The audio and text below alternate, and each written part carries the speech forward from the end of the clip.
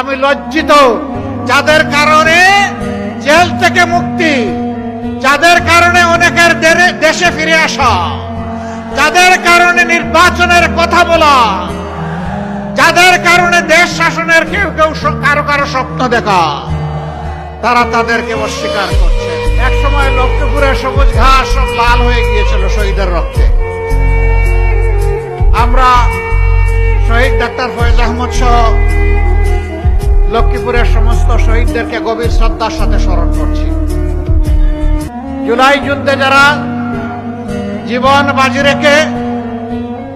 বাজি রেখে যারা লড়াই করেছিলেন, তাদের সবাইকে আমরা গভীর শ্রদ্ধার সাথে স্মরণ করি।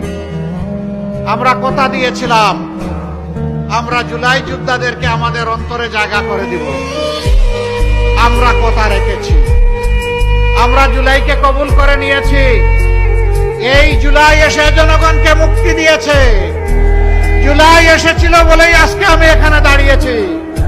জুলাই হয়েছে বলেই আজকের এই স্টেজ দেখা যাচ্ছে।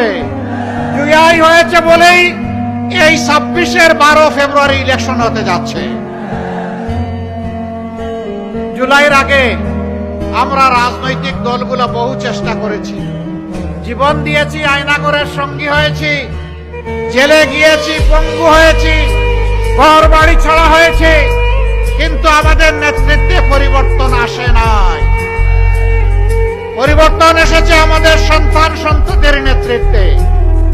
কেউ কেউ আছেন এদেরকে স্বীকার করতে চান না, তাদেরকে বাচ্চা কাচ্চা নাতি পুতা বলেন, তাদেরকে সাবাল বলেন।